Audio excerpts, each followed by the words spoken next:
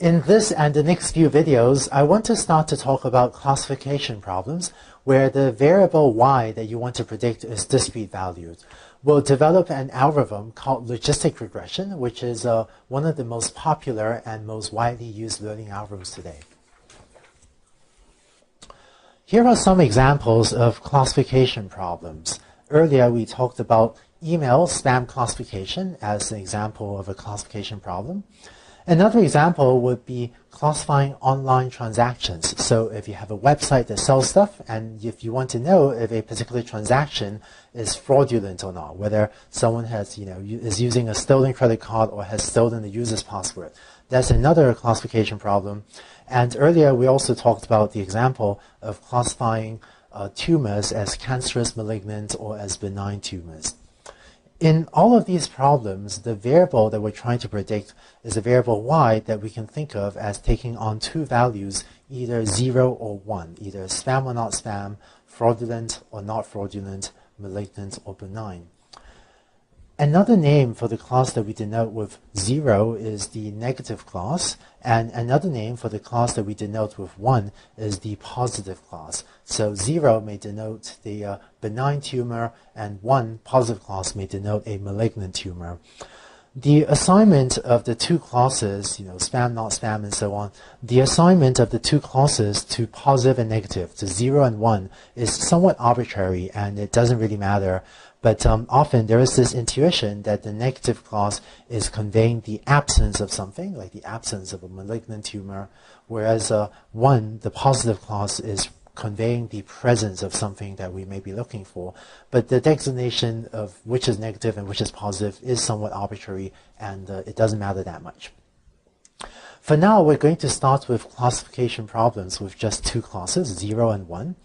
Later on, we'll talk about multi-class problems as well, where the variable y may take on, say, 4 values, 0, 1, 2, and 3. This is called a multi-class classification problem. But for the next few videos, let's start with the two-class or the binary classification problem, and we'll worry about the multi-class setting later. So how do we develop a classification algorithm? Here's an example of a training set for a classification task. For classifying a tumor as malignant or benign, and notice that malignancy takes on only two values, 0 or no, 1 or yes. So one thing we could do, given this training set, is to apply the algorithm that we already know, linear regression, to this data set, and just try to fit a straight line to the data. So if you take this training set and fit a straight line to it, maybe you get a hypothesis that looks like that. Right, so that's my hypothesis, h of x equals theta transpose x. If you want to make predictions, one thing you could try doing is then threshold the classifier output at 0.5, that is at the vertical axis value 0.5. And if the hypothesis outputs a value that's greater than or equal to 0.5, you predict y equals 1. If it's less than 0.5, you predict y equals 0. Let's see what happens if we do that. So let's take 0.5. And so, that's where the threshold is, and thus, using linear regression this way, everything to the right of this point, we would end up predicting as the positive class, because the output values is greater than 0.5 on the vertical axis, and everything to the left of that point, we will end up predicting as a negative value. In this particular example, it looks like linear regression is actually doing something reasonable, even though this is a classification task we're interested in. But now let's try changing the problem a bit. Let me extend out the horizontal axis a little bit, and let's say we got one more training example way out there on the right. Notice that that additional training example, this one out here, it doesn't actually change anything, right? It's, looking at the training set, it's pretty clear what a good hypothesis is. It's that, well, everything to the right of somewhere around here, to the right of this, we should predict as positive, and everything to the left, we should probably predict as negative, because from this training set, it looks like all the tumors larger than, a certain value around here are malignant, and all the tumors smaller than that are not malignant, at least for this training set.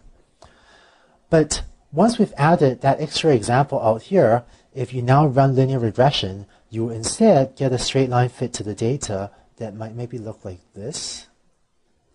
And if you now threshold this hypothesis at 0.5, you end up with a threshold that's around here, so that everything to the right of this point you predict as positive, and everything to the left of that point you predict as negative.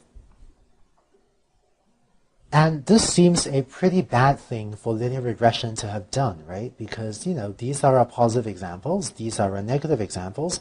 It's pretty clear we really should be separating the two clauses somewhere around there. But somehow, by adding one example way out here to the right, this example really isn't giving us any new information. I mean, it should be no surprise to the learning algorithm that the example way out here turns out to be malignant. But somehow adding that example out there caused linear regression to change its straight line fit to the data from this magenta line out here to this blue line over here, and caused it to give us a worse hypothesis. So applying linear regression to a classification problem usually isn't, or often isn't a great idea. In the first instance, in the first example, before I added this extra training example, previously linear regression was just getting lucky, and it got us a hypothesis that worked well for that particular example. But usually applying linear regression to a data set, you might get lucky, but often it isn't a good idea. So I wouldn't use linear regression for classification problems. Here's one other funny thing about what would happen if we were to use linear regression for a classification problem. For classification, we know that y is either 0 or 1. But if you are using linear regression, well, the hypothesis can output values that are much larger than 1 or less than 0, even if all of your training examples have labels y equals 0 or 1. And it seems kind of strange that even though we know that the labels should be 0 or 1, it seems kind of strange if the algorithm can output values much larger than 1 or much smaller than 0. So what we'll do in the next few videos is develop an algorithm called logistic regression, which has the property that the output, the predictions of logistic regression, are always between 0 and 1 and doesn't become bigger than 1 or become less than 0. And by the way, logistic regression is, and we will use it as a classification algorithm, is maybe sometimes confusing that the term regression appears in its name, even though logistic regression is actually a classification algorithm, but that's just the name it was given for historical reasons. So don't be confused by that. Logistic regression is actually a classification algorithm that we apply to settings where the label y is discrete valued when it's either 0 or 1. So hopefully you now know why, if you have a classification problem, using linear regression isn't a good idea. In the next video, we'll start working out the details of the logistic regression algorithm.